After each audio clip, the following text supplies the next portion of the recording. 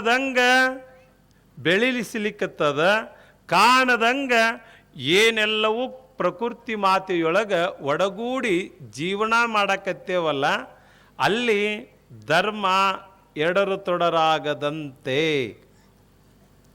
ವ್ಯವಸ್ಥಿತವಾಗಿ ಕಾಯ್ತಾ ಇರಬೇಕಾಗಿದೆ. ಅದಕ್ಕೇ ಮಧ್ಯದಲ್ಲಿ ಯಾವಾಗ ಧರ್ಮ ಗ್ಲಾನಿ ಆಗ್ತದೆ, ಅವತಾರವೆತ್ತಿ ಅದನ್ನು ಸಮರ್ಪಕವಾಗಿ ನಿಲುವು ಮಾಡಲೇಬೇಕಾದ ಆದ್ಯ ಕರ್ತವ್ಯ ಜಗತ್ತಿನ ಒಡೆಯನಾಗಿರುವಂಥ ಪರಮಾತ್ಮನ ನಿಲುವು ಅಂತ. ಅದಕ್ಕೆ ಹೇಳ್ತಾನೆ ಕೃಷ್ಣ ಪರಮಾತ್ಮ, ಯದಾ ಯದಾ ಹಿ ಧರ್ಮಸ್ಯ ಗ್ಲಾನಿರ್ಭವತಿ ಭಾರತ.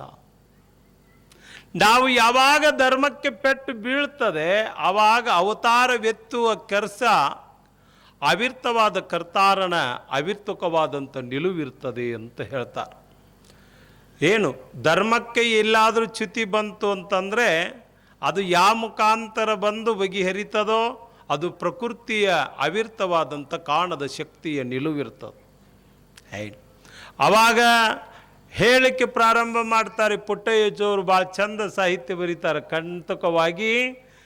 ಪುಟ್ಟಯ್ಯಜ್ಜವರು ಎಲ್ಲರೂ ಪುರಾಣ ಬರೆದಾರ, ನಾನು ಕೂಡ ಬರೆದೇನೆ, ಆದರೆ ಎಲ್ಲರಂತೆ ನಂದೇನಾಗಕ್ಕಿಲ್ಲ, ಕಣ್ಣಿಲ್ಲ ನಂದು ಅಂದ. ನಾನು ನಿಮ್ಗೊಂದು ಮಾತು ಹೇಳ್ತೇನೆ, ಅಷ್ಟು ಜಾಣ್ಮೆ ತಕ್ಕಂಗೆ ಬರೆದಾರ, ಒಂದು ನುಡಿ ಬಿಡಿಸ್ಬೇಕಾದ್ರೆ ಕೋಲ್ಪಾರ್ ಬಿದ್ದು ಹೋಗುತ್ತೆ ನಮ್ಮದು. ಅಷ್ಟು ಪ್ರಭುತ್ವವಾಗಿ ಆ ತ್ರಿವಾದ ಭಾಷಾ ಪಂಡಿತರು ಬಾಬಣಿ ಷಟ್ಪದಿ ಒಳಗೆ ಈ ಪುರಾಣವನ್ನು ಉಣಬಡಿಸ್ಯಾರ ಪುಣ್ಯಾತ್ಮರೇ. ಅಂಥದ್ದು ಸಚ್ಚಿದಾನಂದ ಸ್ವರೂಪನಾಗಿರುವಂಥ ಶಿವನ ಅವಿರ್ತವಾದಂಥ ನಿಲುವನ್ನು ಸಾಕಾರಗೊಳಿಸಲಿಕ್ಕೆ ಪ್ರಾರಂಭ ಮಾಡ್ಯಾರ. ಆ ಅವಿರ್ತವಾದಂಥ ನಿಲುವನ್ನು ವಿಶ್ವ ನವಖಂಡ ಅಂತ ಕರೀತಾರೆ. ಈ ಜಗತ್ತು ಹೆಂಗದ ಅಂದರೆ ನವಖಂಡಗಳು ಅಂತ. ನವಖಂಡ ಅಂದರೆ ಎಷ್ಟು? ನವ ಅಂದರೆ ಎಷ್ಟು? 9 ಖಂಡ ಯುಕ್ತವಾಗ್ಯಾವಿದು. ಈ 9 ಖಂಡ ಯುಕ್ತವಾಗಿರ್ತಕ್ಕಂಥ ಇಡೀ ಜಗತ್ತಿನಲ್ಲಿ ಅದಾರ ನೋಡ್ರಿ. ಈ ಪಂಚಾಂಗ ಶುದ್ಧೀಕರಣ ಭರತ ಖಂಡೆ, ಭರತ ವರ್ಷೆ, ಮೇರೌರ ದಕ್ಷಿಣ ದಿಕ್ಭಾಗೆ, ಶ್ರೀಶೈಲಸ್ಯ ಪಶ್ಚಿಮ ಪ್ರದೇಶೆ, ಕರ್ನಾಟಕ ದೇಶೆ, ವ್ಯಾವಹಾರಿಕ ಚಾಂದ್ರಮಾಣೆ, ಇವೆಲ್ಲ ಅಂತಾರೆ ಪಂಚಾಂಗ ಶುದ್ಧೀಕರಣದೊಳಗೆ ಅನ್ನೋದಿಲ್ಲ. ಅಂದ್ರೆ ನವಖಂಡದೊಳಗೆ ನಮ್ಮದೊಂದು ಖಂಡ ಯಾವುದು?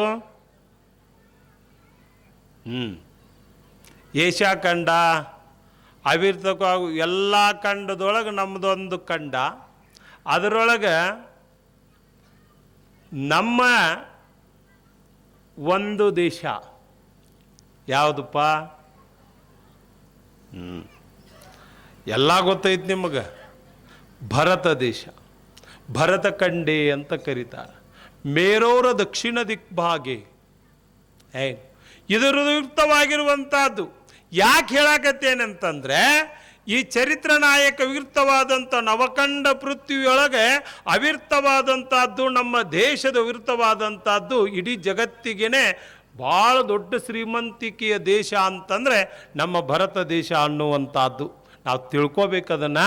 ನಮ್ಮ ಭರತ ದೇಶದ ಭಾಳಷ್ಟು ತಪಸ್ವಿಗಳು, ಸಾಧು ಸಂತರು, ಮಹಾಂತರು, ಸಿದ್ಧರು, ಸಾಧ್ಯರು ಅವತಾರ ಏನು ಅಂತಂದರೆ ಧನ್ಯೋ ಭರತ ಮಾತೆ ಅಂತ ಕೈ ಎತ್ತಿ ಮುಗಿತ ಪಾಶ್ಚಾತ್ಯ ದೇಶಗಳು ಅಂತಂದರೆ ಎದಕ್ಕಂತಂದ್ರೆ ಇಲ್ಲೊಂದು ಧರ್ಮದ ಆತ್ಮಕವಾದಂಥ ನಿಲುವದೆ, ಹದಭರಿತವಾದಂಥ ಭೂಮಿಯ ಧರ್ಮದ ಸ್ಥಿತಿ ಆಚ್ಛಾದನಗೊಂಡಿದ್ದಕ್ಕೇ ಎಲ್ಲ ದೇವಾನುದೇವತೆಗಳು ಇಲ್ಲಿ ವಾಸವಾಗ್ಯಾರ ಅನ್ನೋದಕ್ಕೇ ಅವಿರ್ತವಾದ.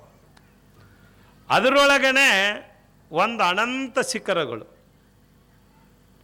ಜಗತ್ತಿನೊಳಗೆ. ಒಂದು ಶಿಖರ ಅದೇ ಯವ್ವ, ಅದು ನಮ್ಮ ದೇಶದಾಗೈತಿ, ಹೆಮ್ಮೆಯ ದೇಶ. ಅದುವೇ ಗೌರೀಶಂಕರ ಶಿಖರ. ಅಲ್ಲಿ ಯಾರದಾರ? ಪರಮಾತ್ಮದಾನ. ಪರಮಾತ್ಮನ ಯಾರು ನೋಡಿರಿ? ಹಂಗೆ ಪುರಾಣದಾಗ ಹೇಳ್ತಾರ ಅಜ್ಜಾರ, ನರಗುಂದ ಅಜ್ಜಾರ. ಈಗ ಮತ್ತೆ ಈಗೂ ಹೇಳಕತ್ತಾರ, ಈ ವರ್ಷ ಇವ್ರು ಹೇಳಕತ್ತಾರ. ಒಟ್ಟ ಪುರಾಣದಾಗ ಕೈಲಾಸ ಐತಿ, ಶಿವ ಐತಿ, ಯಮ ಅದಾನ, ದಂತು ಅದಾನ, ಇಲ್ಲನ್ನಂಗಿಲ್ಲ. ಅದಾರೇ ಇಲ್ಲ ಅನ್ನೋಂಗಿಲ್ಲ. ಇಲ್ಲೇ ಇತ್ತಿತ್ತಲಾಗ ಆದಂಥ ಒಂದು ಘಟನೆ ಹೇಳ್ತೀನಿ ಪುಣ್ಯಾತ್ಮರೇ, ಲಕ್ಷ್ಯ ಕೊಟ್ಟು ಕೇಳ್ರಿ.